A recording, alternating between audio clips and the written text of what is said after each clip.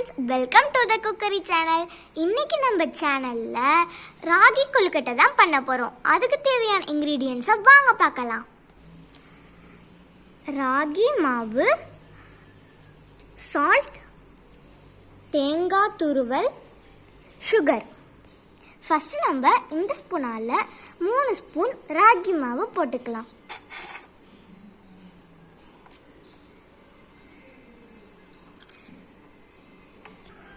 ஒரு ஸ்பூன் தேங்காய் துருவல் போட்டுக்கலாம். இந்த மாதிரி ஒரு குட்டி பவுலால் ஒரு பவுல் ஜீனி போட்டுக்கலாம். இப்போ நான் ஒரு பிஞ்சு தான் சால்ட் எடுத்திருக்கேன். இந்த அளவு சால்ட்டு போதும். இதில் கொஞ்சமாக தண்ணி விட்டு நல்லா கொழுக்கட்டைக்கு வர்ற மாதிரி பிசைஞ்சிக்கணும். இப்போ மாவு பிசைஞ்சு ரெடியாக இருக்குது.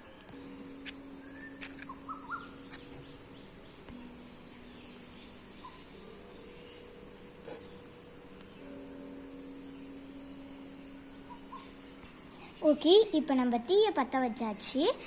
இப்போ நம்ம இந்த பாத்திரத்தில் தான் கொழுக்கட்டையை வேக வைக்கணும். அது இந்த இட்லி தட்டில் வேக வைக்கணும். இந்த இட்லி தட்டு உள்ளே போகுது, அதனால் ஃபஸ்ட்டு உள்ள இந்த 2 மார்பிள்ஸ் கல்லையும் வைப்போம். இப்போ நான் பாதி அளவுக்கு தண்ணி ஊற்றிட்டேன். இப்போ இதை நம்ம எடுத்து அடுப்பில் வச்சுக்கலாம்.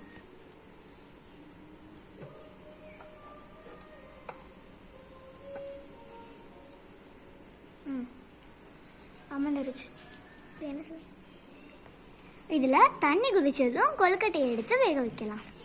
அந்த அடுப்பு சரியில்லை, அதனால புதுசாக அடுப்பு ரெடி பண்ணிக்கிட்டோம். ஃபஸ்ட்டு நம்ம இதில் ஈரத்துணியை போட்டுக்கலாம்.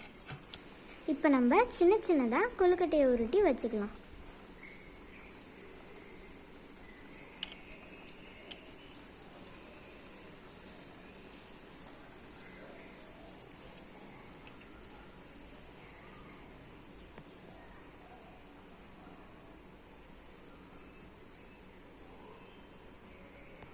இப்போ திறந்து தண்ணி கொதிச்சிருச்சான்ட்டு பார்க்கலாம்.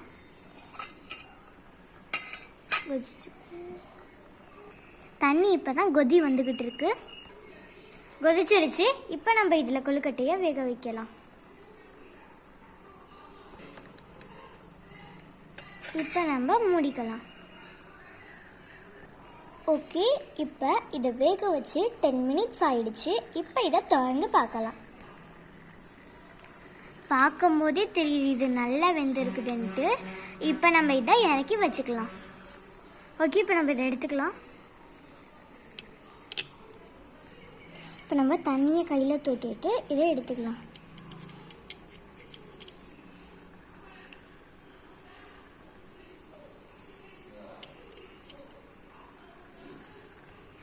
ஓகே, ராகி கொழுக்கட்டை ரெடி.